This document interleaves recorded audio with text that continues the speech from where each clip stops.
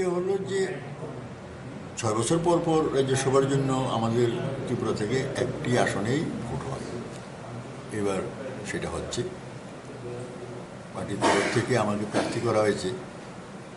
আমাদের 15 জন এমএলএ আছে, এই ভোট আমাদের নিশ্চিত।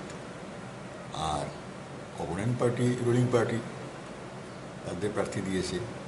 এটা অনেকটাই ওপেন সিক্রেট যে যার যার দলের প্রার্থীকে ভোট দেবে সেভাবেই বিকাল 5টায় গণনা হলে পরে তার রেজাল্ট বেরোবে। তো গণতান্ত্রিক প্রক্রিয়ায় ভোটে অংশগ্রহণ করা, সেই প্রক্রিয়ায় আমরা সবসময় অংশগ্রহণ করি, এইবারও তাই করছি। অন্য অন্য পার্টি যারা রয়েছে আইপিএফটি, তাদের কাছে কি আপনি ভোট চেয়েছেন ভোট দেওয়ার জন্য? এটা রাজ্যসভার ক্ষেত্রে এটা চাওয়াটা চলে না, কারণ যার নিয়ম কানুন আছে। এখানে পলিটিক্যাল পার্টির এজেন্ট ভিতরে থাকে, তাকে দেখাতে হয় কোথায় ভোট দিয়েছে, হুইপ জারি করা হয়। স্বাভাবিক কারণে গণনার পরে কোনো কারণে ভোট বাতিল টাতিল হলে একরকম, আর যদি কেউ অসুস্থ ইত্যাদি কারণে না আসে তাহলে সংখ্যা কম হতে পারে, আর নইলে পরে রেজাল্ট 41-15 এরকমই হবে ধরে নেওয়া যেতে পারে। ক্রস ভোটিং হওয়ার সম্ভাবনা আছে?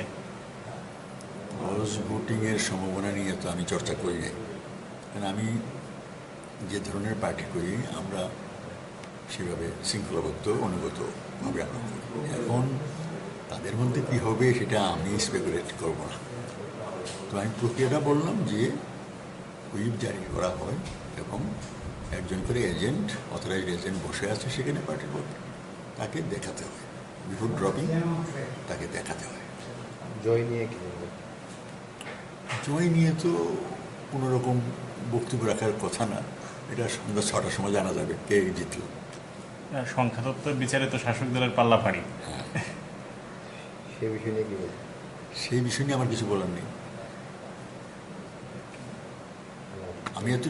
আমি অত্যন্ত আনন্দিত যে ভারতীয় জনতা পার্টির প্রথমবার রাজ্যসভার কোনো সদস্য হতে যাচ্ছে, এবং এর জন্য আমি আমাদের ভারতীয় জনতা পার্টির কেন্দ্রীয় নেতৃত্বকে ধন্যবাদ জানাচ্ছি।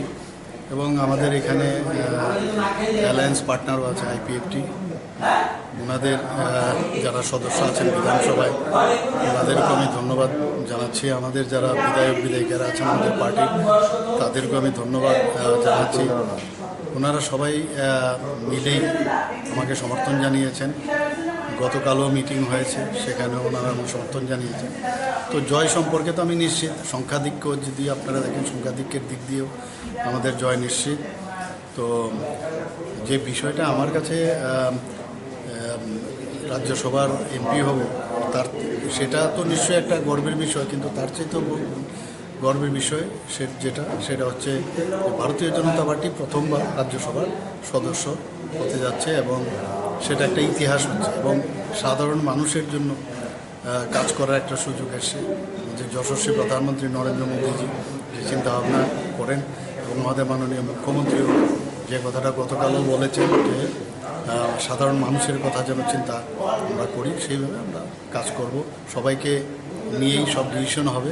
আমার তরফ থেকে যেখানে দিল্লির থেকে কিছু আনা বা দিল্লির গোচরে আনা সাধারণ মানুষের এখানে যেসব সমস্যা, সেই সমস্যাগুলোর যাতে সমাধান হয় সে নিশ্চয়ই আমি করব। এবং আমার মনে হয় যে আগামী দিনে আমাদের ভালোই হবে ত্রিপুরার জন্য। ক্রস ভোটিং হতে পারে কিছু কি? ক্রস ভোটিং নিয়ে কি কোনো কিছু? সেই রকম তো আমরা চিন্তা ভাবনা নেই। এখন তো বিজেপি তো 33 জন বিধায়ক রয়েছে, প্লাস আইপিএফটি রয়েছে, সকলের নিশ্চিত আপনি? আশা করছি আমি সবাই দেবে, কারণ বিপদ দেওয়া আছে, সমস্যা নেই। বিরোধী যারা রয়েছে তাদের কাছে কি আপনি ভোট প্রার্থনা করেছেন? আমি তো সেদিন বলেছিলাম, তো নিশ্চয়ই করা উচিত বিবেক ভোট দেওয়ার জন্য। সেদিন আমি বলেছিলাম, প্রথমবার যেদিন আমি এখানে নমিনেশন সাবমিট করি সেদিন আমি বলেছিলাম, বলতে হয় তাই বললাম। বাকি তো ওদেরও ওরা একটা পার্টি, ওদেরটা বুঝবে। জয় নিয়ে তো 100% আমি নিশ্চিত, আপনারাও জানেন সেটা। তো এর মধ্যে আমার মনে হয় আর সেকেন্ড আর কোনো চিন্তা না করাটাই উচিত। Thank you.